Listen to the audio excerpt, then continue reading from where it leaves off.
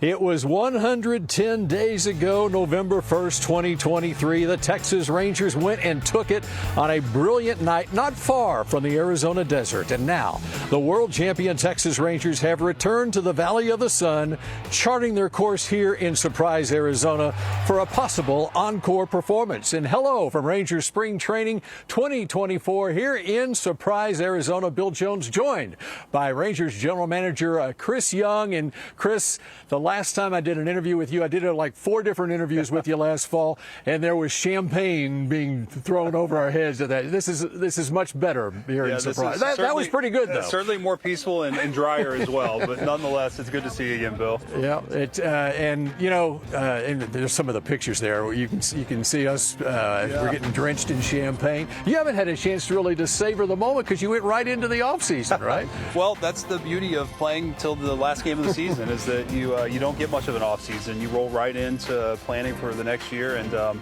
it's part of it. We hope to have that problem again this year.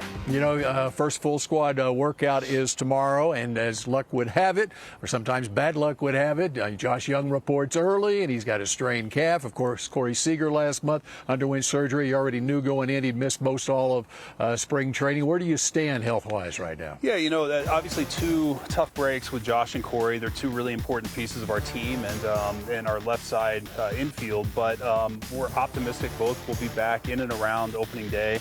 It may be a little before, it may be a little after, but nonetheless, they're not severe enough that the injuries aren't severe enough that's going to keep them out of competition well into the season. So I think we dodged a bullet there. And look, that's part of championships teams. We saw that last year with our team. We sustained a number of injuries, and we've had the resilience and the perseverance to get through and find our way in the playoffs. And we're going to need to do the same again this year. We're going to have our bumps in the road, but the makeup of this group, the depth of this group gives us a chance, and I'm excited to see these guys get out here and compete. All right, you had to go right into the offseason putting this year's team together. You haven't had a chance to savor some of the moments. I want to give you an opportunity before you really kick off things tomorrow with the first full squad workout. Let's relive some of those moments from last fall. I want to start with one of the bad moments, which was Game 5 of the American League Championship Series. And exactly what were you feeling after Jose Altuve hit that 3-run homer, go up 3-2? Now you're going to Houston having to win those 2 games. Well, I think more than anything, in the immediate moment that it happened, just disappointment for our group. We were so close to really taking control of that series at home in front of our fans and putting us in a spot to go back to Houston with only needing to win 1 game. And so immediately your mind goes to the worst spot of, oh no, how are we going to win 2 in Houston? And over the course of that evening, I just had a calmness to me that, you know what, we had won 2 games in Houston to start the series. Why can't we go back there and win 2 more again? And our team certainly didn't make it easy throughout the year last year, but when things were maybe the toughest, that's when the team came together the most, and that's exactly what happened. So while that was a really tough moment, I also thought it was such a character-building moment for our group, and really propelled us into the World Series. Which takes us into Game 6 and Game 7, and your American League Championship Series MVP, Adolis Garcia. Just to remind folks out there, in Game 6 and Game 7, his last 6 at-bats in that series, he goes 5 for 6 with 3 home runs and 9 RBIs. Really, it's one of the coolest feats I've ever seen of a player, given obviously the controversy of Game 5 and him getting drilled multiple times by Astro pitchers. And for him to respond in the way he did and put the team on his back and just come through and said, we're winning this, is basically the statement he made in front of all the Houston fans. It was spectacular. It's, I think, just one of the best sporting feats I've ever seen, and it really speaks to who Adolis is and the competitor he is. And then we go to Game 1 of the World Series back in Arlington against the Diamondbacks, and down a couple of runs in the 9th inning. Here comes Corey Seager to the plate, who turns out to be the World Series MVP. And I happened to actually be doing a live shot out in center field at the time of this. And so I didn't see it when it happened, but I heard it. I have never heard anything louder than that until a couple of innings later when Adolis Garcia does this and wins the game with a home run. I think when we look back, these will be probably the signature moments of our World Series victory. Obviously being down in Game 1 and then having such a spectacular rally in front of our home fans.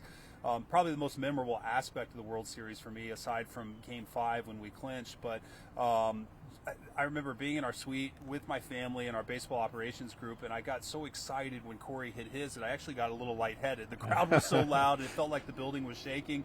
And I felt lightheaded for a second there, and then Adolis, 2 innings later, an inning later, won it in the 10th, and it was just an awesome moment for our fans.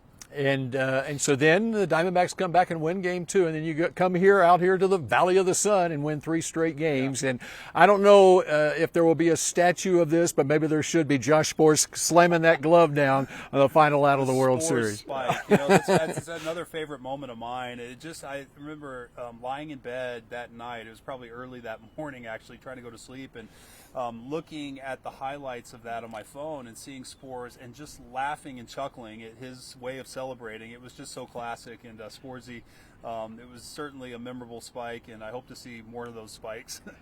So what does it mean for you personally? I mean, you're a guy who grew up in Highland Park, grew up a Ranger fan, I assume, and then in your first year as the general manager, coming off the 2 worst years in Rangers history in the last 50 years, to be able to do that and to have that moment, what was it like for you personally? Well, ultimately, it was just so gratifying for me, mainly because of our fans. I grew up a Ranger fan. I really understand what Ranger fans have been through.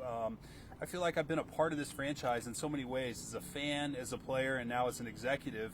And I know how much this franchise means to our community, and to see our fans celebrating the Texas Rangers, and to see the joy and the pride, and even flying out here, the Ranger gear on the airplane, and our fans just celebrating that Texas T, it makes me so proud, and I'm just so happy for DFW and happy to see where this goes from here. All right, how about Evan Carter? I mean, you talk about the Astros, okay? The early September, Astros come into your place.